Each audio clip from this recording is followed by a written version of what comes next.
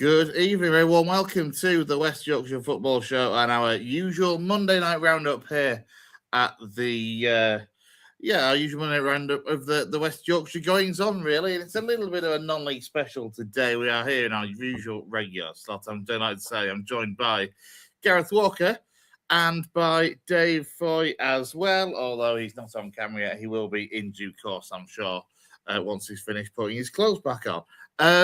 He's gone. Oh dear, he's gone. He's gone. We'll see if we can get Dave back. I'm sure we will in due course. How are we, mate? Are we well? I'm all right. We're in a bit of trouble if it's me on non-league because I don't like knowledge.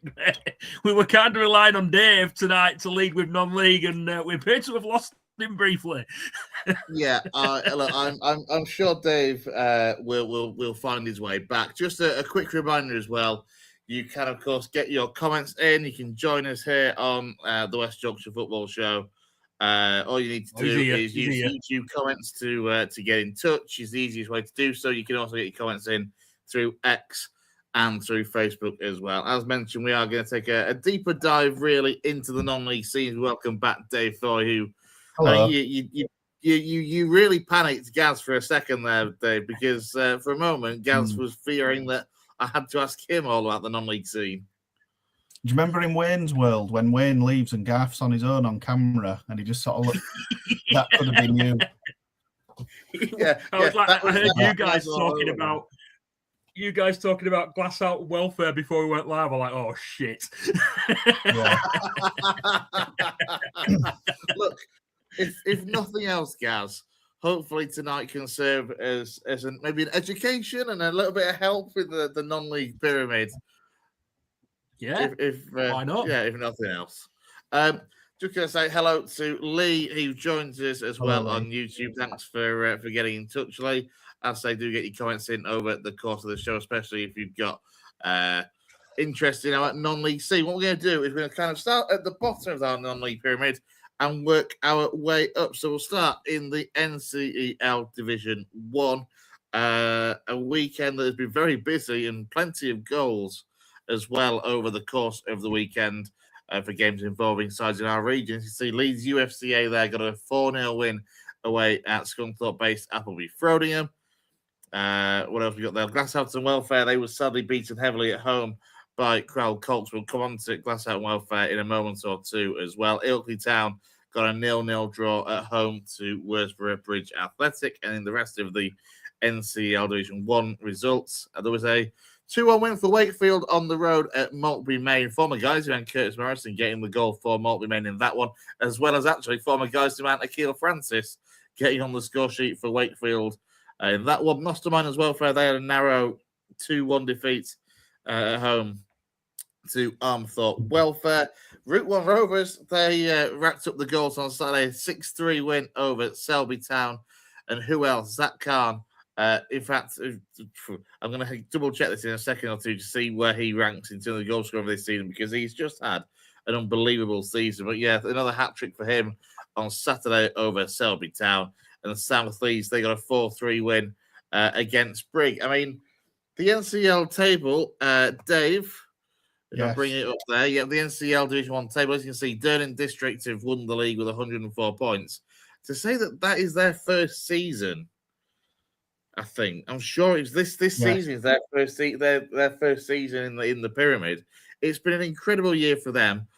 Slightly outside of our region, of course, in South Yorkshire, but just a remarkable achievement all the same to come into the pyramid and win that league the first time asking. Yeah, I'll just hi everyone. I'm hiding behind the table. They're managed by Zeph Thomas. Sorry. No, go on, mate.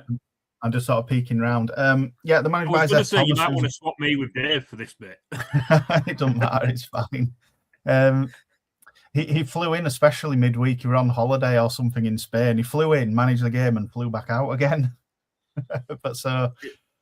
They're going fantastic. I mean, what are they there? 22 points clear. 104. Oh no, sorry, the points are 104, aren't they? That's plus 88 goal difference. Yeah, but as you say, plus 88 goal difference is rather staggering, to be fair. I'll say 104 points. Now, Coming on to the sides from our region, it's going to be Wakefield, currently occupying second. Now, they were a side at the start of the season that was certainly tipped to be up there. Yeah, they were very, very much fancied at the start of the season. Didn't have the best of starts, but to their credit, have recovered extremely well. I think they made a managerial change maybe after something in the region of 7 to 10 games. And since then, they have kind of obviously kicked on and been able to kind of get into the playoffs and secure a playoff spot.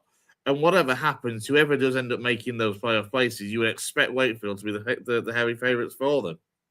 I would have thought so, yeah. And I mean, in terms of their off the field, or what I've seen of Wakefield off the field, their socials are very. It looks like a very, very professional setup. Yeah. I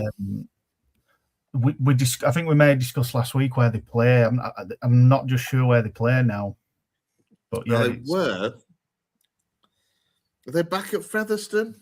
They could be. Last time I had anything to do with Wakefield, which was a good few years ago now, they were at Featherstone Rovers, but I'm sure somebody said they play. It may not have actually been on this show. Obviously, when we're going around West Yorkshire clubs now, it may have been somebody from one of our other clubs that informed me of it. They do now play somewhere else, I think. But yeah, sorry, I'm wrong on that. They were at the back of Featherstone Rovers, and it was cancelled in November. And in November, they moved in with Pontefract Collieries because, of course, Pontefract Collieries at the start of the first couple of months of the season were putting in that new 4G pitch. So yeah, they are ground sharing at Pontefract. Yeah, who are obviously doing quite well in the league above. We'll get on to them. Wakefield's obviously rugby league has quite a stranglehold there. I think Wakefield's something now like the biggest city to never have had a football league team. That was certainly a stat that I heard years and years back, was that Wakefield was the largest city in the country to have not had an EFL side. Whether that's still true or not, with cities expanding and all the populations growing, that sort of thing, I'm not sure, but it wouldn't surprise me if it was. Go on, guys. It was definitely true at one point. I'd like to say, as you two have said, I'd heard the same. Now, whether that's changed over recent years, I don't know, but it was 100% true a few years ago. Yeah, and it wouldn't surprise me. As you say, it's one of those, like, to be fair, as you rightly point out, Dave, like, it's very much a rugby league city. It always has been. Yeah. But what you saw with Wakefield, when they were at Bellevue Stadium sharing with Wakefield Trinity in 2023, they were pulling in really good crowds for the 10th tier of English football, the bottom step of the pyramid. They were pulling in 400 to 500 on a fairly regular basis. I'm not too sure what the crowds have been like, to be fair, since they've ended up moving to Pontefract. I'm hoping they're still doing quite well on that front as well. But, it's one of those things into Wakefield that you can't beat for any club being in the heart of your community. And that's where Wakefield have struggled with the ground shares they've had to have with Featherstone in the past and with Ponte. You'd put the graphic up then, and I can't remember whether they were home or away, but I think the attendance was 178. They were away. So you can't really judge. Yeah, it's tricky because obviously with non-league crowds anyway. If I'm right in thinking as well, I'm just wanting to double check. There is a project. I believe they are looking at building their own stadium. I think this was unveiled a while ago. That they were going to be building like a training facility and a ground on the outskirts of Wakefield. If I'm right in thinking, I'm sure we talked about that on the show within the last 18 months or so. So it'll be interesting to see where things are with that one. As for the rest of the sides across our region, I say looking kind of at the bottom and working our way up. Not great news, sadly, for Glasshouse and Welfare and for Nostell Miners Welfare. Both look set to be relegated. Glasshouse and Welfare, that minus 116 goal difference, probably not hard to see why they have struggled in particular season. Just 10 points to their name in the whole campaign. Ilkley Town, obviously a lot of changes for them over the course of the season with Sam Dexter's departure and I think an entire board departure as well and new blood coming in there. The sees Ilkley sitting currently 16th. South Leeds in their second season in the pyramid, nicely in mid-table in 12th. Route 1 Rovers. Now, I touched on Zach Khan earlier on and his remarkable goal-scoring feat. Route 1 Rovers, most clubs would be happy to have a 30-goal-a-season striker, and that's what you get. In Reece Thompson. Reece Thompson has got 29 in the league and 1 in the cup. And then you turn your attention to Zach Khan, 68 goals in all competitions, 52 goals in the league and 16 in cup competitions, 68 goals all round. I mean, look, Gaz, I'll come to you on this one. You've got to, people will be taking notice of that. You can't look at numbers, regardless of level of the pyramid. You can't look at 68 goals and overlook it, can you? Absolutely not. You score goals at that amount of goals at any level, and you've going to have teams from, sadly for Route 1 Rovers, teams from the next level up at the very least, looking at you. 68 is phenomenal. Me and Dave were both actually looking that up while you were talking there, Chris, and you've actually beat to it. You looked at it yourself, but yeah, he's got a hat trick at the weekend, and he was on 65 before that, so he's on 68. Got his hat trick at the weekend, and I believe is there still 5 or 6 games left to play as well? Just trying to look at the table there and work it out. So they've played 38, is it? So 22 games. 22 clubs. Route 1 have played 38. 42. So that would be another 6 games left. Another 4. No, another 4. 21 times 2. So still 42 to go. Interestingly, and this is one of the things that I love in particular about the Northern Counties East League website. It is a brilliant resource for your nerds and statos that like me. It breaks down the minutes as well in which he's been scoring the goals over the course of the season. 26 of them, the highest of his record. 26 of them have come in the last 15 minutes of games this season. He's a player, Dave, as you'll have seen before, I'm sure, over the course of the season and previously maybe, that has got a hell of an engine on him and keeps going and going and going like a Duracell bunny.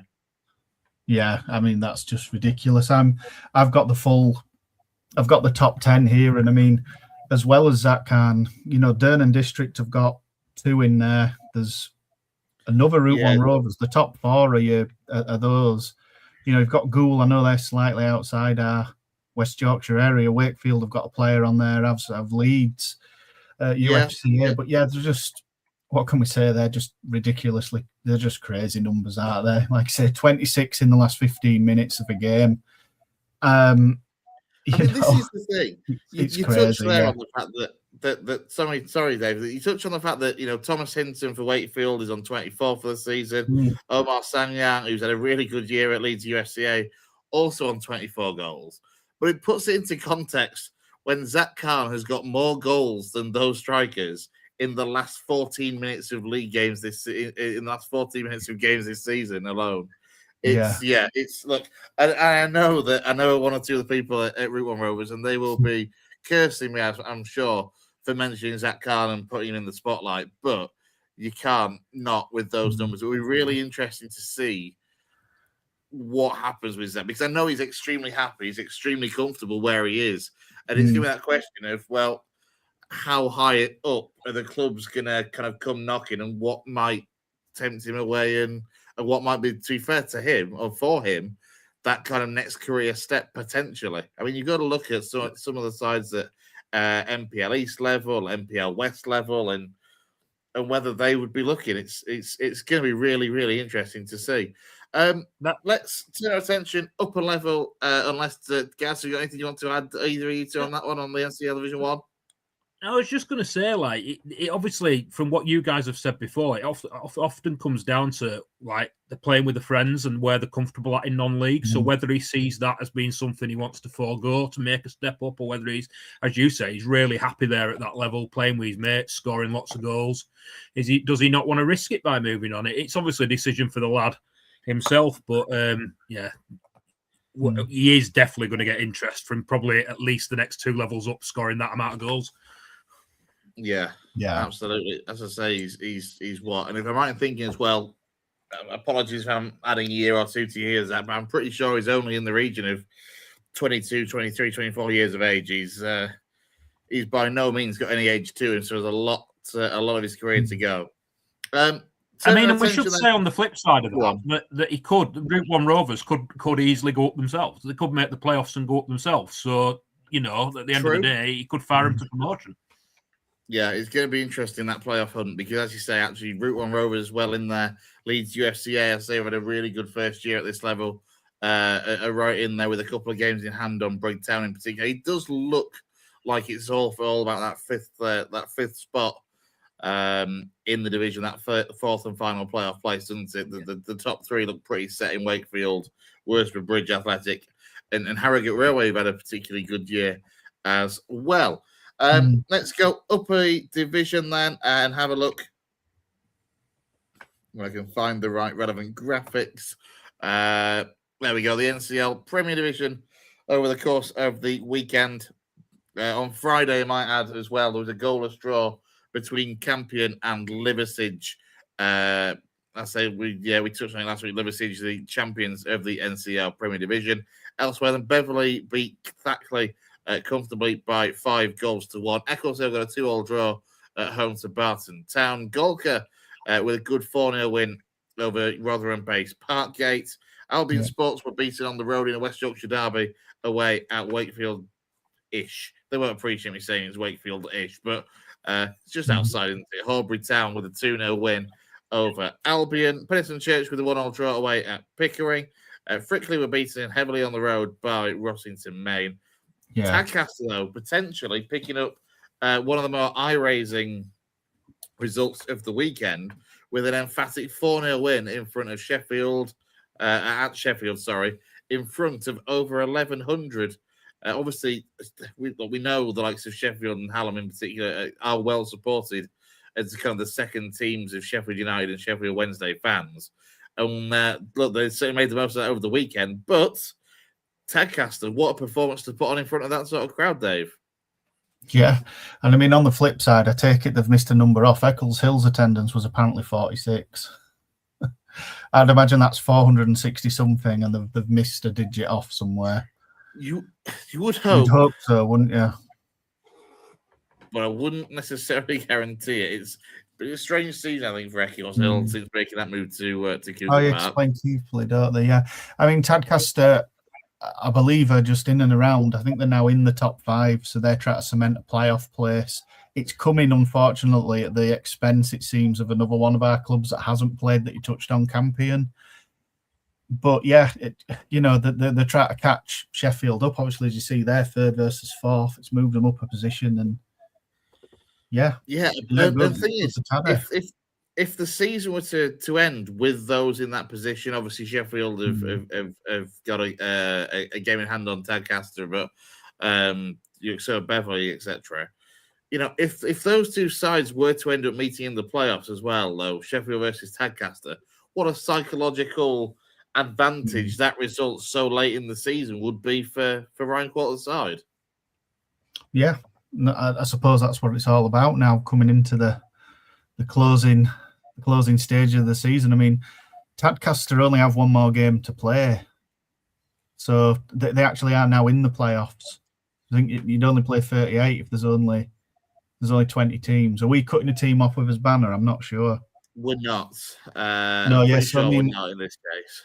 Paddy, with that result, have guaranteed themselves a place in the top 5. You know, Campion are going to need a bit of a miracle. Yeah. I mean, they've got the better goal difference, but Barton Town have to lose. I mean, go on, keep filling that for me a second, whilst I very quickly look to see who they got to play each other. Barton on the final day. This doesn't bode well for Campion, sadly. Campion travelled to Parkgate, but Barton Town, sadly, are at home to bottom of the league, Wombwell, which doesn't. I mean, it's one of those. Unless Wombwell can pull out one of those results that you occasionally see, like relegated sides do when the pressure's off, it doesn't bode well for Campion. But if Campion can go to Parkgate, look, it is what it is.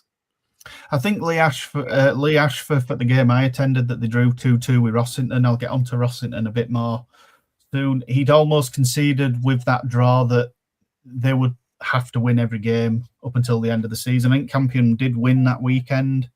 3-0 somewhere. I can't just remember who it were, but he was like, due to this result now against what at the time was second bottom Rossington, Main. Obviously, you can see from that table.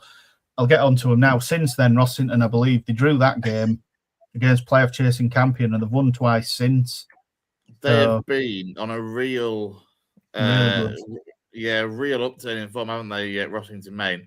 Whilst we're kind of looking down at that end of the table, it's squeaky bum time come the weekend for a couple of sides in our region. As you can see, Wombwell and Botsford make up the bottom two as it stands. Thackley and Albion, though, just above. Now, Albion play in midweek for a start. They play on Tuesday night away at Golker, which in itself won't be an easy game at all. Golker at home have been quite strong and obviously looking set for a mid-table finish. As for Thackley, when it comes to the final day, Thackley face Eccleshill United at home, whilst Albion Sports have a home game against Golker. Just on Eccleshill there, Chris. Yeah. I've just been looking at their attendances, and I think that probably is right, that 46, because their attendances in March in the home games previous to that are listed as 54, 60, and 61. So 46 is probably right, rather than 460. We'll come on to that in a moment, because Ian kind of picked up on that in one of the comments that I'll bring up in a moment or three. As I say, so I hadn't clocked this earlier on, to be fair, when I was kind of going through and getting the screenshots and stuff. But yeah, Golker and Albion meet twice in league games. It must have been obviously a postponement from earlier in the season. So it's fallen that way. It's Golker versus Albion on the 31st on Tuesday night. And then the two sides, like the reverse fixture in the league, is Saturday. I mean, that could...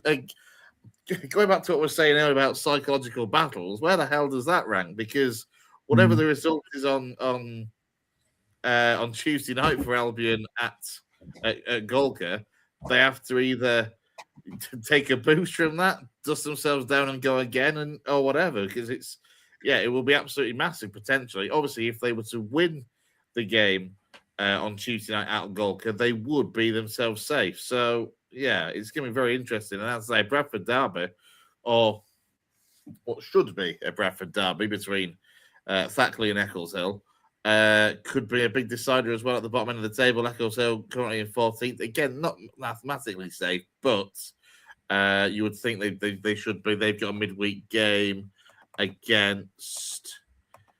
I find Eccleshill travel to bottom of the league Wombwell on Tuesday night, so a chance for them to get a win at Wombwell potentially and see themselves safe too. Yes. yes, they could.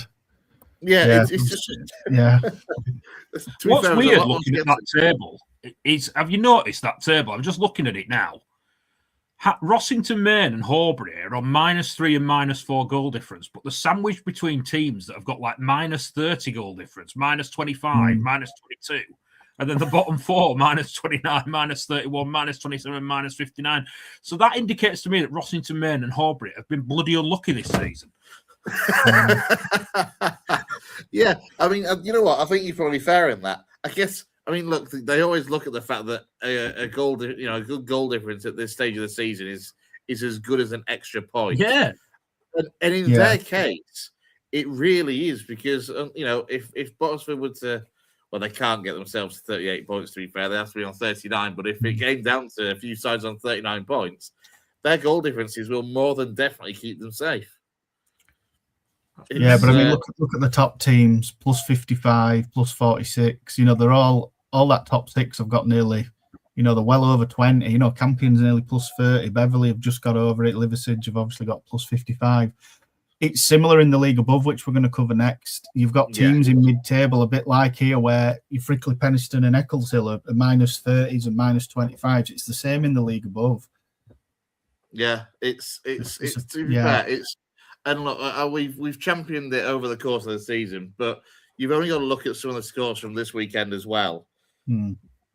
Certainly across both the Prem and Division 1 to see that. So you get some crazy games. I'll say that Route 1 Rovers 6-3 win, and Yeah. all sorts. You get some really high-scoring games in this division. You really do. It will be interesting to see where things stand over the course of midweek. Just a quick reminder, actually, then the midweek games for sides in our region on Tuesday night.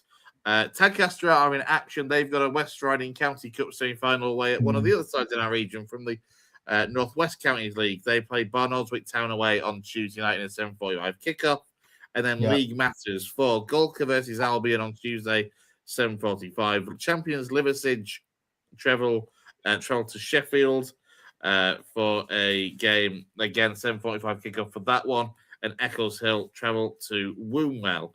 On Wednesday, in the NCL Division 1, Route 1 Rovers travel to Doncaster City. Leeds UFCA host Selby Town. Maltby Main host Goole. And Worsborough Bridge host Armthorpe Welfare. And then on Thursday, because this is how it works out with those games in hand that Rossington Main have got, Rossington have got a game on Thursday night against Knaresborough Town as well. Friday sees Wakefield play Ilkley in the NCL Division 1. And then, as I mentioned on Saturday, a full fixture list: Albion Sports versus Golka, Barton Town versus Wombwell, Bottisford versus Beverley, Frickley versus Horbury, Knaresborough versus Rossington, Liversidge versus Pickering, Parkgate versus Campion, Penistone Church versus Sheffield, Tadcaster versus Handsworth, and that Bradford derby of Thackley versus Eccles Hill make up the NCL Premier games, the Division 1 games for the final day of the season. I'm off the trolley there. It's not the final day of the season because there's a few more games, isn't there, in the Division 1 fixture list. If you want another crazy stat just before we go, I was looking up there. Albion Sports have a 32-goal striker, Nathan Cartman, and they're still on -29. Yeah, I think he's the third highest scorer in the league. Yeah, I'm sure Chris will have heard of Nathan Cartman before. Yeah, Nathan Cartman. He's one of those. He's been around the. Again, he's not going to thank me for this, but he has been around the block for years. I remember him playing kind of National League North level at least. Yeah, he's played higher. He started at Leeds United. He was loaned out to Curzon Ashton in 2009. He played for Darlington at that level at about 2015, 16, maybe a bit later, 16, 17. And then I think he left Darlington, and after that, he's bounced around quite a lot of clubs, including Yorkshire Amateur, among others. I know for certain he was there, but yeah, I think it'd be quite a number of clubs, which sort of happens at that level. But yeah, 32 for the season. Yeah, they're on -29 and they're 18th. So yeah, the lower leagues and non-league are absolutely insane. Yeah, look at the 62 goals for Zach Khan. Getting back to him, Route 1 Rovers are 8th in that league. Yet he scored that amount of goals. It's absolutely. Yeah. It's as I say, and to be fair, Nathan Cartman as well, still going strong at 36-year-old. So he's. I don't believe Liversidge have got a player in them top 10. No, they don't. There isn't a Liversidge player in the top 10 scorers yet. They've run away with that league. Yeah, with a plus 55 goals. It's mad, isn't it? Football at this level. We want to just touch actually, and bringing that league table back up because it's a fair point. Ian made the comment 10 minutes or so ago. Obviously, 46 at the Eccles Hill game. Has the move to Cougar Park flopped? Now, I was quite vocal at the start of the season, or back in the summer when they made that announcement they were making that move to Cougar Park, and it was disappointing for me as something that lives very close to the old ground for Eccles Hill United, like just up the road for me, that they did make that move. As you said, Gaz, when you were looking at kind of the attendances over the course of the last month or so, possibly a combination of that move and the fact that the season has just been kind of one of keeping the heads above water and kind of securing a mid-table finish. I mean, I guess it's a big question. Has the move to Cougar Park flopped, or is it a little bit too early to tell, perhaps, do you reckon? What do you two think, Dave, Gaz? I mean, they've still got a little bit of business to do to keep themselves in the Premier Division. I'm not really sure beyond that, really. I mean, Keighley, again, a bit like Wakefield's. Yeah. Sort of obviously the more popular team, I'd say, confidently would be Keighley Cougars. You know what I mean? Keighley's footballing supporting public probably support Bradford City. I know there's a couple of people come from Keighley. Yeah. They come to the Shay regular. They get the football fixes elsewhere. I dare even say Burnley may even be one. I know Keighley Skipton area is that in a strange place where you can just go across to places like Burnley even. So, I mean, we said, I remember when the move happened and we touched on the fact that, you know, the previous ground shares at Cougar Park, obviously Steeton were there for a couple of years before they made the move to Marley. But go back a little bit before that, Silsden were there for, I think it was about 5 years or so, give or take. Whilst there was kind of, I think, work being done on Silsden's ground and developments and stuff.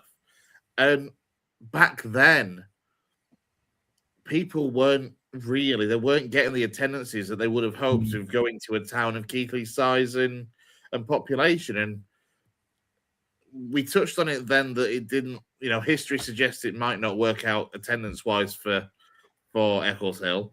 And it does seem now, when you're looking back, that it's kind of been true to what people may well have expected. Because, and don't get me wrong, Eccleshill weren't exactly pulling up hundreds of fans when they were in Eccleshill. There was still always kind of,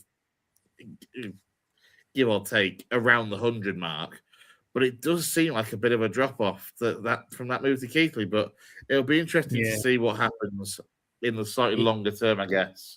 It's as you say, like you compare it to the figures. Just briefly looking at it, the figures that they're getting, the attendances away from home. So they're all in the hundreds. So they're all more than double what they're getting at home. And we did, like you said, we had a chat about this when the move happened. I remember, didn't we have Josh on? Didn't we have Josh Chapman on at the time? Yeah. And we talked about it, didn't we? And it's just the trek from Eccleshill to Keighley.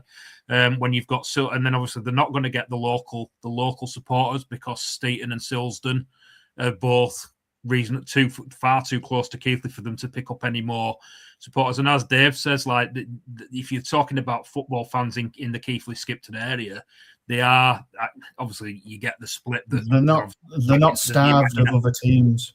No, you get your Man United and your Liverpool fans everywhere, but obviously the Leeds fans everywhere. But then the lower league fans, like you say, Dave, they go to Bradford City or they go to Burnley.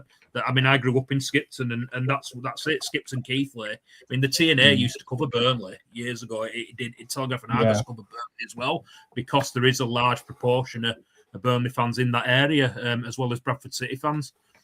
Yeah, right down that kind of Air Valley into Craven and Skipton. As you say, it's that kind of split. And I remember that when I was at school, there was that split at college of kind of Bradford and Burnley fans, to be fair, more than any other clubs in that area. So yeah. Let's turn our attention then, Upper League again, into the Northern Premier League East. Plenty of sides, of course, in our region. If I can pull up the right graphic to start with, it will go through the weekend's results. So for the sides across our region, Brett Park Avenue picked up a 1-0 win over Hallam in front of a bumper crowd of 700, well, over 750 at the Horsefall for that one. Pontefract got a very good win on the road up in County Durham at Concert, 512 for that one. You can see some really good attendance, I think, overall across the league, of course, for non-league day. Gareth, they were beaten narrowly at home by Matlock Town by a 0-0. Matlock, who changed manager in midweek, former Leeds and Bradford midfielder Adam, his surname's Clayton. Adam Clayton. There we go. Yeah, he was. He was dispensed with in midweek for the second time this season, although he was a very quick U-turn the first time around. He was back within 3 days. Elsewhere, Emily were beaten on the road by Lincoln United in possibly one of the most surprising results over the weekend. North Ferriby, Brighouse were comfortably beaten on the road. Sadly, bottom of the league, Brighouse 4-0 away at North Ferriby. Ossett were beaten at home by Grimsby Borough. Red Card continue to rack up the goals. They are promoted as champions with a 5-0 win over Bishop Auckland. And Bridlington, they beat Silsden at Silsden. Again, a really good crowd there for that one, though, of just over 500 for that one. The league table, then, again, if I've got the right graphic, there we go, looks like so. as we say, the goals for Not Red for Car him, will no. start at the top and work his way down. 98, a plus 98 goal difference, 131 goals scored this season, and City on 94 points. So 21 points clear of Matlock. It's been an incredible season for the side from, I think it'll be Teesside, what was it, Redcar? So, yeah, a hell of a season, Dave. Yeah, I mean, what can you say? Yeah, the North East, I mean, we're obviously covering the West Yorkshire Football Show. The North East of England's always had a very, very strong non-league scene. And there's always a generation, a crop of players from the North East that go around. A lot of clubs like Redcar Athletic, as we're highlighting on now, will have a lot of players that were part of the Mask team that run away with this league a few years ago. Yeah. So, yeah, the scene up there is huge. On the goal scoring front for Redcar, former Guiseley and Bradford Park Avenue striker Adam Boys finishes, he's on 39 for the season so far. The second top goal scoring league again for Redcar is Bradley Fewster on 24. They've also got Louis Johnson on 21 in seventh. There's been some massive scoring players for Redcar in that side, and it's no surprise then when you then see such a positive goal difference. Yeah. I mean, there's two players here that have got 30 plus, including Boyce. I think Boyce has got 39. Second highest in that league. A player called Brad Fewster. He's got 24. Yeah. He was on. I remember Brad Fewster being on. I think he was on Blythe Spartans. I think he may have been on Middlesbrough's books as well when he was younger. I mean, just for comparison's sake, for our region, the leading kind of scorer from our region is Frankie Sinfield at Pontefract, who's on 16 for the season. Yeah. I think Frankie Sinfield, if I'm not mistaken, is a wide player. Yes. Yeah, I think at one point he played at the centre as well as centre mid and then kind of went out. Really done well in that position. Pontier up there. As for... Oh, no, that's it. Just Pontier up there with his 16 goals, yeah. And apparently that promotion for Redcar means that they'll be playing at the highest level they've ever played at next season. They've never played above the level that they're at now. So the 30-year history, testing themselves at a new level next season. So fair play to them, having won the league by that margin. Yeah, it's quite remarkable. As for the sides from our region, Emily, despite that kind of indifferent form, as you can see over their last 5 games, the defeat at Lincoln United at the weekend, they are still very much comfortably inside those playoff places and getting to the crunch end of the season. Pontefract Colliery's there, good form of late, has seen them go into those playoff places. Avenue, the win for them, much needed to close the gap on Dunstan, who lost at the weekend. So just a point between Dunstan, UTS, and Bradford Park Avenue, and a 5-point gap between Avenue and Heaton. Stainton, 10-point gap between Avenue and Gareth Town. Elsewhere, looking a little bit further down the league, you've got Silsden currently sitting 17th. They're 4 points above the bottom 4. Ossett United in 18th, just 2 points above the bottom 4. And it's that form for Silsden. They seem to have a good run of form in the not too distant past, but I'd say the recent form, no win in the last 5 for Matt Cameron's side, has just seen them drop a couple of positions from where they were. I think they were as high as 13th at one point not too long ago. So certainly need to pull out some results to stay afloat. Similarly for Ossett. And of course, as we kind of touched on before in previous weeks, we just take away the banner. Sadly, the season for Brighouse Town is certainly going to end in a relegation to the Northern Counties East League. 5 straight defeats for them, and obviously that heavy defeat on the road at North Ferriby, Dave. Yeah, I mean, I think Brighouse have got themselves to a stage now. I mean, we've touched on some of the teams that are in this league: Northumberland, Teesside. I mean, there is a strong West Yorkshire contingent in here, but it's like the teams that aren't in West Yorkshire, maybe Ferriby and Bridlington apart, are far away. And I think Brighouse, part of it is the travelling. You can struggle to get some teams struggle to get players because of the distances they have to travel in some leagues. So I think from a Brighouse point of view, they would rather, I think, go down and be comfortable as a community club, rather than, I don't know, try and spend a little bit more money than what they'd be comfortable doing, try to pull away, and it maybe go wrong further down the line. I think Brighouse are quite happy, or are at peace, shall we say, with being relegated down to the league we've just covered. That we've gone through some of the sides that are there, Eccleshill, Campion. It's a bit more.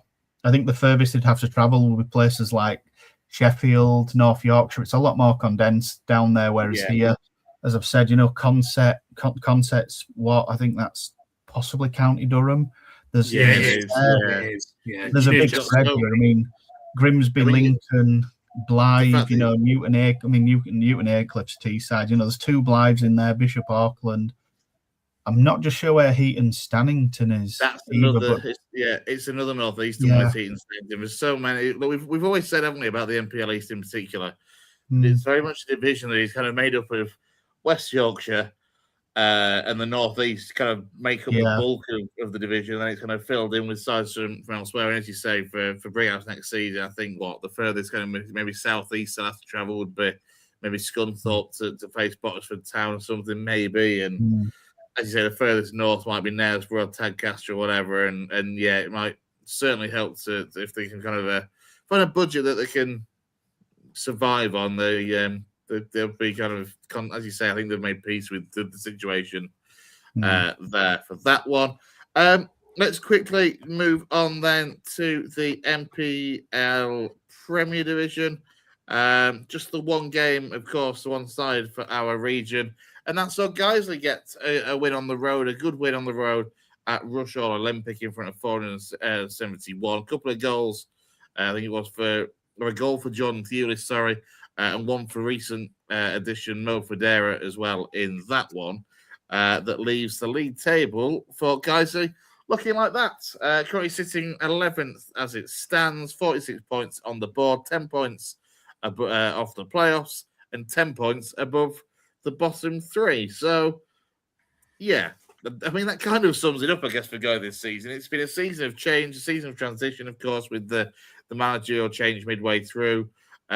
Obviously, Ian Richards came in from Stocksbridge Park Steels, and obviously for his former side, as you can see, currently sitting bottom of the league, not so great. But for him and for Guiseley, where they are now, nicely in mid-table, and obviously looking, I guess, to the future, really, and next season more so than potentially any hopes of going up or making the playoffs this time round. Seems that way. It seems that way. There's not really a lot more else to add.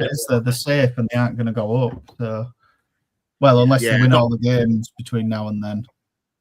Use what positive influence he's had since he came in and use that as a base for next season, I think, haven't they? Now, like you said, they're just steady in mid-table. They're not going anywhere, but they can hopefully use the rest of the season to build towards next. Yeah, I think it's the kind of consistency has been the issue for guys. And obviously, that's kind of what you get for mid-table sides. You look at that last 5 games, draw, loss, win. And the overall record, 13 wins, 7 draws, and 16 defeats. It's just been that bit of inconsistency that's meant they've not been able to trouble those sides in and around the playoff places. I mean, Ian has asked the question regarding kind of George Goodsman. As far as I'm aware, he has been catching Gaz. Obviously, he's on loan from Brentford, isn't he, George Goodman?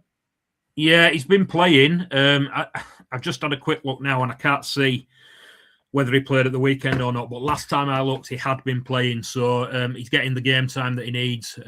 It'll be interesting to see how well Guiseley fans or they think he's done over the course. Alex, I don't know how well he's played, but he has definitely been playing. Whether he's been excelling or not, I don't know, and that'll probably depend on determine whether he can make a step up next season or whether he goes back out to the same level. Because obviously, to make the step up, he needs to have been excelling there. But he has definitely been playing regularly. I know that. Yeah, absolutely. Wish them well for the remainder of the season, and be again interesting to see what happens over the course of the summer, because when kind of the manager that's coming over the course of the season gets that kind of first summer to make the major changes, I guess, that he may not want to make, it'll be interesting to see how recruitment pans out. Conveniently timed, Just before we talk Halifax and Scunthorpe, somebody who apparently doesn't know what a watch is and has turned up at 8:30 is Stephen Downs. Yeah, the celebrities can't turn up from the very start, can they? Thanks for joining us, mate. Obviously, we've got Dave and Steve, who both attended Halifax versus Scunthorpe at the weekend. I'll just quickly, I'm sorry, Dave, I have to do it. Bring up the score. It was a 2-1 win for Scunthorpe. Obviously, you were a side very much in those playoff places. Dave, we'll get your take on it first, though, as the man in the home end on Saturday. Yeah, so this was part of a 2-game double header along with Carlisle United at home last Tuesday, where our playoff fate were almost, that was the only way it was in our own hands. We had to, I think, truth be told, we had to win both games to stand any chance. A draw and a win would have probably been all right. 2 draws probably wouldn't have done, and we've lost both. I mean, Adam Lakeland has felt that we've been quite hard done by with 2 separate refereeing decisions in the Carlisle and the Scunthorpe game. He was yellow carded in both, so he will miss this Good Friday's game against Altrincham because he'll have to serve a touchline ban. But do you know what? I wrote it in the match preview for this game, and it's happened again. Do you know what? We just weren't clinical enough in front of goal. We had a few chances. We'll get onto Scunthorpe. We had a chance in the Scunthorpe game, but against Carlisle, to be honest, they were comfortable, and Scunthorpe were comfortable for most of this game. We didn't really trouble them. In both games, we've done the same thing. We've sort of done well to get into the final third, and then we've either just played the wrong ball or we've run out of ideas. The equaliser from Will Harris was a great piece of play. Sean Hobson played a little sort of diagonal ball into the box, and Harris run across his man to nod it in.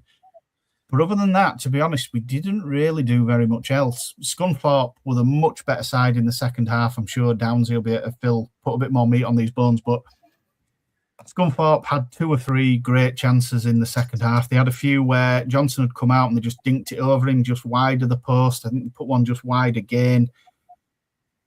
For the winning goal, though, Angelo Capello were just fouled. There's no other words for it. It was a foul. It wasn't given. It was on halfway. But then, strangely, the decision that was finally given as a free kick for Scunthorpe, which they scored the winner from, happened inside the box. But it was one of those where the Scunthorpe man's put his leg across Dylan Crowe, and he's always going to catch him. In fact, Crowe were fouled himself. As soon as I saw it, it happened at the opposite end of the field to where I was. I'm behind one goal, it happened at the other. My gut reaction was, this is a free kick to us. So 1, he gave it to Scunthorpe, and 2, looking at the video from behind Scunthorpe's goal, it was also in the box. And I turned to my dad and I just said calmly, I know what's going to happen here. They're going to score. And what do you know? Got swung in, header, goal, and they won. But we haven't lost because of that bad refereeing decision. Scunthorpe were a much better side. And we didn't lose Tuesday. We lost Tuesday. We played better Tuesday. We lost, but we never bothered Carlisle. You know what I mean? They were strong, and they were quite happy just to head away, clear the lines, do what needed to be done. We didn't really lay a glove on Scunthorpe. We had a chance in the first half at 0-0. It fell to Will Harris, 25 for the season. He sort of went through one-on-one with a goalie and then just side-footed it nice and easy for the goalie to save. I'm like, bang it either side of him and it's a goal. And he didn't. And from that point, the pendulum just swung. I mean, Scunthorpe's goal, a rare mistake between Will Smith, should I say, and Sam Johnson. He left it. The back pass was short. There wasn't very much. Again, my gut reaction with Johnson, come out, kick the ball, clear it, and clear the fucking man as well. Because you've cleared the ball, clear both. Clear the ball. If he's still coming through, come through with the arm or come through with your body. There's fuck all he can do because you've cleared the ball. Can't be a penalty. The ball's gone. You've cleared the ball and you've protected yourself. That's it. But no, he managed to nip in round Johnson. Thank you very much. But straight away, I was like, why don't you just fucking clear the ball? Clear the ball and then just clear the man after. There's nothing he can do. Once he clears it, the momentum takes him forward. He can't do anything else. He's going to clatter the man, but he's got the ball. He's cleared it. It's up the field. Well, as Gaz can testify, David had been really calm and happy up until this point of the show. And he's dropped 3 F-bombs in about the space of 90 seconds. I knew it was coming as well because And I knew it were coming because he put something in group chat on Saturday after the game. He said something about referee, so I knew he were going to say something about it. But yeah, he had been calm until it wasn't. Do you know what I mean? We've almost been his own worst enemy. We've gifted them the first, and the second one were gifted to them. But as I said, Scunthorpe were just the better team. They had 2 chances before they went 2-1 up that were just wide of the post. The momentum we're building in Scunthorpe's favour. We had a little bit in the second half. We had a 5 or 10 minute period where we were a bit better, but again, we didn't carve a decent chance from it. We brought Capello on from the bench, who's been injured, and you could tell he was rusty.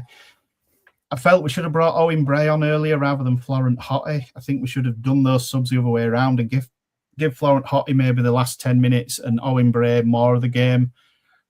Possibly Adam Lakeland's chose to focus on the 2 refereeing decisions in these 2 games, which is fair enough. They were both pretty bad. But we haven't lost those games because of that. We've lost that game because Carlisle were a better team, they're third, and Scunthorpe were the better team on Saturday. It hasn't helped, but we haven't lost because of those decisions. I guess the thing is, though, by the sounds of it, that it is that moment, certainly for Scunthorpe second, that's the killer, because you can... You know, if that doesn't happen, Town potentially could have continued to not necessarily be at the best, but at least come away with a point, I guess, is the main thing. Dan, so you haven't obviously switched allegiances. I mean, times at Huddersfield are pretty crap, but they're not that bad that you've jumped ship to become a Scunthorpe United fan. But one of your best mates, of course, is, and obviously with it being non-league day and no Huddersfield game, you went along for the fun of it in the away end with the Scunthorpe fans. Kind of what was their take on it briefly, just to kind of get that balanced view with less F-bombs than Dave, please. Yeah, well, I don't know if the F-bombs are from Davies because I've just turned up, but yeah, I think I think from my point of view, listen, it was I've really been to Halifax really for sort of day out and to the match, but it's a really fun day out. We went into Halifax before the game, had a couple of beers, some really nice bars and stuff around Halifax. So, you know, if people do want to go for a decent non-league day out, get yourself along to Halifax. As the game, I think Dave's pretty much summed up it pretty well, to be honest. I mean, I was very surprised that when the lad went on one in the first half for Halifax that he didn't finish, because I expected it to be a goal, to be honest. And I agree with Dave, he didn't smash it either side of him, which he should have done. I think for the opening goal, I didn't see a lot wrong with it, but it was down sort of the other end to where I was, so I can't really give you a decent description of that. I mean, if Dave's saying what's right, which it was at his end where he was, so, you know, what happened probably happened. I think for the winner, you know, it was in the box, and I've watched it on the highlights. I mean, we weren't sure because where we were sat in the away end, so we were like the opposite side to where we were, but we instantly thought it was in the area. So we were surprised it didn't give a penalty. May I add, though, Halifax should have definitely been given a penalty about 10 minutes before that, with a definite push on one of their lads in the box. I mean, how that wasn't given, I don't know. And then in the run-up to Scully's winner, they should have had a definite free kick because he got chopped down. The lad Halifax's lad intercepted the ball. He got chopped down. Some of the players even stopped because they thought it was just going to be instantly a free kick. The play continued, Scunny broke, and there in end, obviously, as Dave said, it should have been a penalty, but it ended up being a free kick. I think the ball was swung in. Scunny lad got his head to it, but the way that he headed the ball, it kind of then hit a couple of Halifax players, and it kind of over momentum of all, like, I don't know, the map being 13 lads in there, 14 lads. It kind of just, the momentum took them all into the goal. So I think the ball was probably hard to clear once the Scunny lad got his head on it. But yeah, I wouldn't say Scunny was as dominant as what Dave's making out. I think Halifax did have bright spells. I mean, Haim, is it Dave? Thought he was really good. Yeah, it's Josh Hamami, Hamani, sorry. I thought he was Halifax's best player, to be honest. on the day. That's just my view. I think Scunny had a couple of good performers. I mean, their number 10, Roberts, he definitely could play at a higher level for me. He was and apparently that was one of his worst performances of the season. But to me, it was even I've heard of it. I saw him on Wednesday night. Rochdale were at Scunthorpe on Wednesday night, got 2-2 draw, and we all came away thinking, Christ, if Dale go up and Scunny stay down, Roberts is one to be I think he was at Newcastle, wasn't he? At Newcastle as a kid, and then he went to Notts County, and he was decent at Notts County, and then were he at Aberdeen for a little bit? He was up in Scotland, wasn't he? And then he's ended up at Scunny. But I know when he was at Notts County, when Notts County were in the conference, I know City looked at him at that time. He's definitely capable of playing in the Football League, 100%. His vision around the pitch was absolutely magnificent. You know, to pick some of the passes out that he was doing, and then he also had a one-on-one with Halifax's keeper. He didn't get it quite right, and in fact, they took him off 5 minutes after that, and he walked off right in front of where me and my mate were sat. And I tell you what, he looked absolutely raging with himself. And that's a good sign of a good player, isn't it? You know, when they get taken off and they know that they've maybe not performed, but you still come away as a fan thinking, I mean, he was instrumental, really, in the reason why Scunny won that game. So I don't know whether that was a fair and neutral position, Chris, that I've given you. But I feel, Halifax probably weren't as bad as what Dave feels that they were, but he's going to think that from an emotional point of view, as I do with Town. No, I genuinely just think we've underperformed. I think I'm I don't think you were as bad as what you say, mate. I thought you had definitely bright spells. I think I've had to try and do it a bit more because Adam Lakeland's almost tried to blame the ref for these two results, and it doesn't help because momentum swings and la. But we haven't lost these two games. I mean, the Carlisle one were quite hard. We haven't lost on Saturday because of that decision. I mean, obviously, I've laid into the first goal. I mean, as you say, Sam Johnson made an excellent save from Roberts, and I think there was a few other bits and pieces he did quite well. If he was a bit quicker off his line, he may have got there. I don't know. It's a rare mistake from Will Smith to lay the ball out. He's normally just flawless. So the ref it's a rare mistake. That's what, sorry. The ref was bad, though. He was bad. I think he was bad for both teams, but it's just... and the linesman. I mean, neither of them, by the way, really got an offside call correct all afternoon. What did you reckon to Halifax being flagged off twice offside, just inside Scunthorpe's half, literally on the halfway line? It was mad. I think they were offside, but friggin' hell. Well, were they offsides though? That's the thing. We came away saying that all the officials on the day were really poor, to be absolutely honest. But we've talked about refs enough on this channel, and we definitely talk about them enough in the WhatsApp group because of blooming Jay. There's maybe that as well. I've tried not to focus on the ref. I watch them every week, especially now, Downsy, so I sort of know what everyone's capable of, and you know, like Cody Johnson, who's our other midfielder, the 30 with the black hair that's slightly longer. He was sort of pirouetting and turning in and out, and there's some games where he does that and then he's spraying a ball. He got caught a couple of times. Like, I'm viewing it from watching him and knowing what the players can do. Yeah. And for me, you weren't quick enough. Sometimes. No, we were quite slow, but we've always been a bit like that. We're sort of slow. But when we get a counter attack right and we play well, when you score, you're always going to play it right. But it's like when we get it right, we get it very right. But if we don't, we're quite slow. Like, I didn't really rate Latty Fairweather on our left side. He just liked to go at halfway line, turn back and knock it back, and it were like it were all down your right, mate, that you were going. Yeah, just take a man on. Everything good was down your right hand side that you were creating well. Like I said, Haimi, or however you pronounce it, he was your best player. I thought he could. He's had a great season. I thought he could play at League Two level. Definitely. Well, he's got 16 goals from midfield, and he angled for a move in January, and then became injured in January. And he hasn't come back. He hasn't come back in the same form. He's got 16, but he got 13 up to early January. So he scored a couple of good goals. And yeah, he's not back at his best even now, Downsy. Like that'd be just sort of, he weren't poor, but he weren't magnificent. That's the level he's at. That wasn't a good game for Hamami. I've seen him do a lot better than that. But yeah, Will Harris scores that chance instead of sort of try to place it and side foot it. The thing here is I wrote the preview for the game. Scunthorpe have gained 25 or 26 points from a losing position as well. So it may not make a difference. But yeah, we put that one in and the game is totally different, But it is what it is now. Adam Lakeland said that we will now need snookers from now until the end of the season. And to be honest, we probably need to win those last 5 games to stand any chance.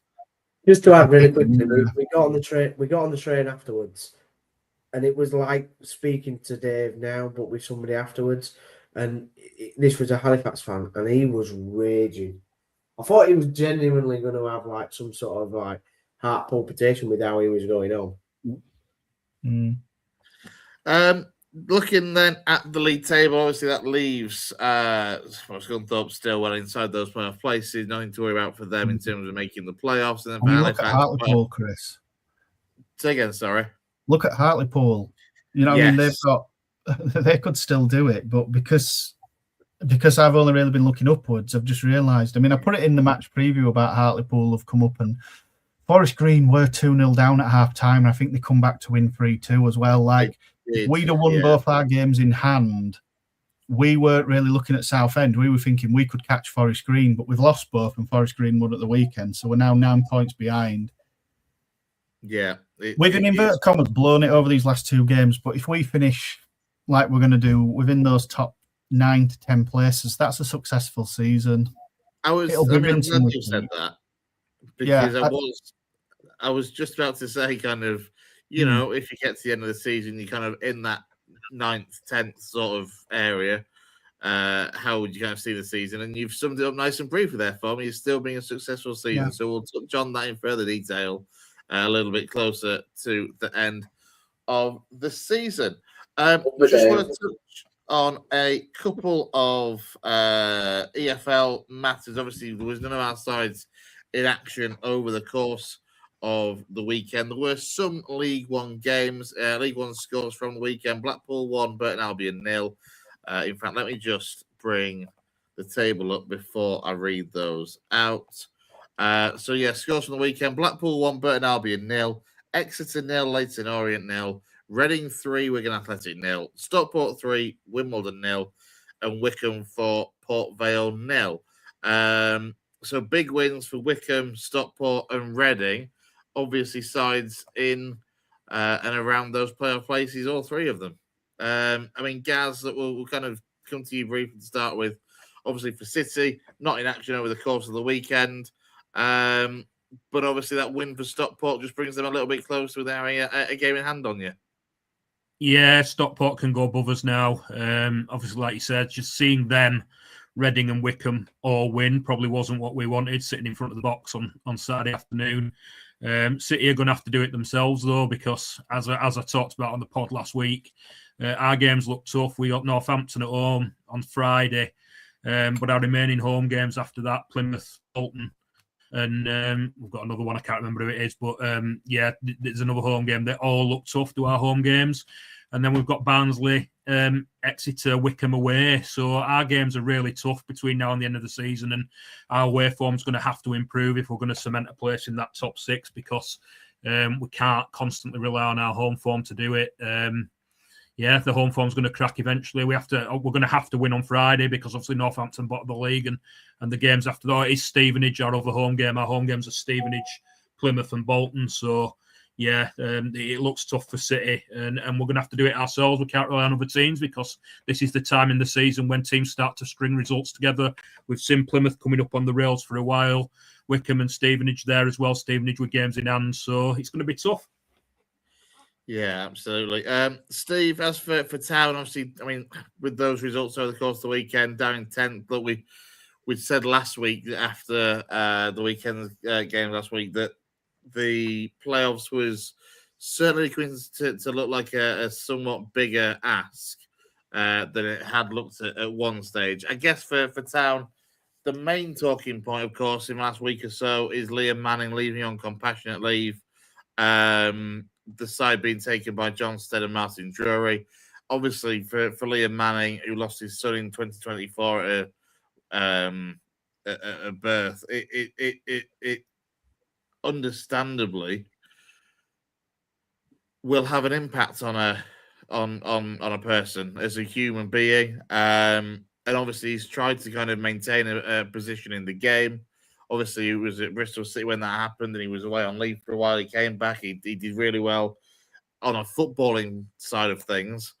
But obviously, didn't go quite so well for him at Norwich. He's made this move to town and come up north. And by all accounts, from what I've been seeing, that he's been kind of spending a lot of his time since taking him to town, kind of living up north alone. And look, we're all human beings with that sort of trauma and sadness that happens to him in his life. That like it's going to have an impact. And obviously, he's explained to the club. And to be fair, the club, from what I can gather, made fully aware of everything. The kind of where he was at from a mental health perspective all along. And obviously now he just needs that time away from the game. Yeah, I think, listen, first of all, as a podcast, we wish Liam Manning and his family all the best. I think that's the first thing to say and the right thing to say because, we've all, lost people in our lives that where grief affects us in different ways. And, that's the thing with grief. It doesn't affect you the same as what it would in somebody else. And obviously he's been through something absolutely horrific where, you lose a child. And I think he's been really brave, to be honest, in a world where we go, lads, particularly lads, and I'm talking about, charities such as Andy's Man Club, and there's others out there, they're getting more prevalent in how men should talk about the mental health and what demons they have and what trauma they've been through.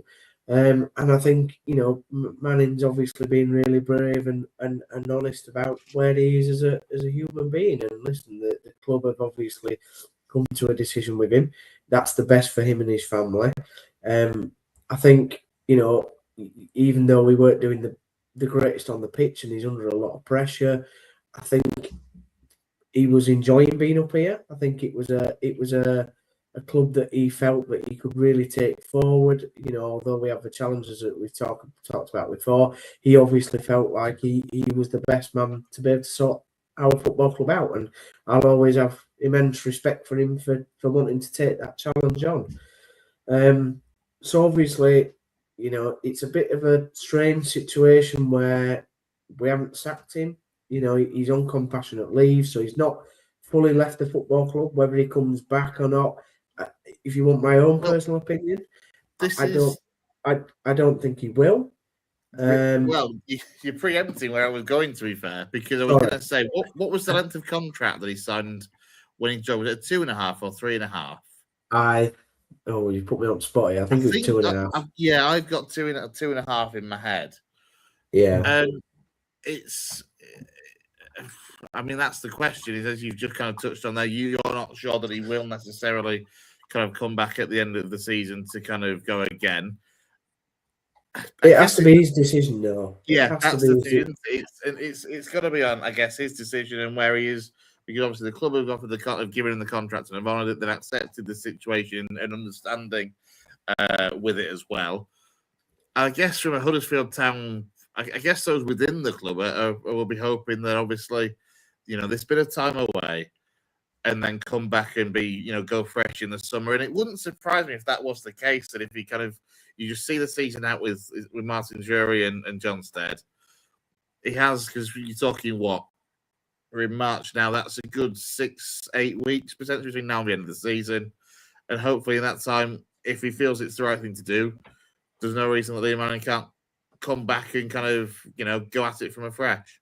No, I think what people have to understand is that grief doesn't have an on and off clock, though. That's the other thing, So although we're saying 8 weeks, grief is one of those things where it will last for his entire lifetime. Absolutely. And I think one of the things is we've seen the Town fan base basically near enough scrapping with each other this season about various issues. But one of the things that was quite clear to see on the announcement on all social media channels was the amount of love and respect and well wish that he was getting from not just Town fans, by the way, but also Norwich fans that have very nice things to say about him when he came to the club. Same for Bristol City fans. So I hope that the Town fan base on Saturday against Reading do give some love to Liam Manning, and hopefully that shows him the kind of football club that we are, because that's the type of fan base I believe that we are. We're a community. We look after each other. We might hate each other a couple of times and disagree and call each other knobheads, but one of the things that we do is that we look after each other in particularly mental strain. So my honest opinion is I don't think he'll come back, but that's yet to be seen. I think Martin Drury, who is obviously a Huddersfield lad, we've explained before, being involved in Bradford City, and in Bradford Park Avenue. He knows the area, he knows kind of the people of the town. John Steady's a legend. There's no doubt about it. 2004, basically got the club, helped the club to be promoted. Although he left that season, but he's a town legend and a Huddersfield lad himself. So we've got 7 games, we've got 7 cup finals. If I'm being honest, I think the season's over. In my opinion, I'm really sorry to say that I don't have an optimistic outlook. I still remain, in my opinion, that I don't think we'll win a game to the end of the season. But these lads just need to do the best. And do you know what? If we finish lower than what we have this season, no blame can be given to them. They need to just walk away at the end of the season, and the club needs to start afresh again. Or if Liam comes back, then obviously they'll carry on in the roles. But whatever happens from now until the end of the season, there's no blame attached to them. They just need to do their best, put the lads in round pegs in round holes, get them playing in a system and sort of, a bit of cohesion, show a bit of character, and let's try and win some games, even though I don't see how we're going to do that. Yeah, time will tell. You know what? I wouldn't be too surprised, actually. There's strange things happen in football, and the one this may well do, because of the fact that obviously there's such a human nature in this current situation, is actually that might pull people together and galvanize situations. So, you know what, on the pitch it might not be quite as bad as you're predicting it to be. I think between now and the end of the season, I think we'll give it more of a fight than you were thinking they would do. Certainly a couple of weeks ago, anyway. 100%. If Town make the playoffs and surprise me, here we go. We're gonna get a bet out of this, lads. No, if Town make the playoffs and surprise me, it will be such the Huddersfield Town thing to do to win it. And I know that scares the crap out of Gareth, because he said kind of a similar thing before on the podcast. But I've said it. If you get in the playoffs, you've got a really good chance, just because you always do well in the playoffs. Yeah. It's just a shame the playoffs that Downs is going to strip Bollock naked and do a streak down Cleckheaton High Street or something crazy. Well, nobody wants to see that. Nobody. Not even I want to see that, and I'm blind. But yeah, I think let's just get behind the lads. Let's see what happens this weekend. It's going to be I think it's going to be a bit of a strange atmosphere, to be honest. But we'll see. We'll see. Absolutely. Let's leave it there for the time being. Then we've been on for an hour and a quarter or so. We'll get wrapped up. Big thank you to everyone who's joined us on the comments over the course of the evening as well.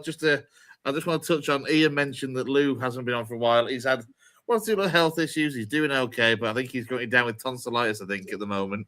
So we, of course, wish our very own Louis Sale the very best, and hopefully he gets well soon.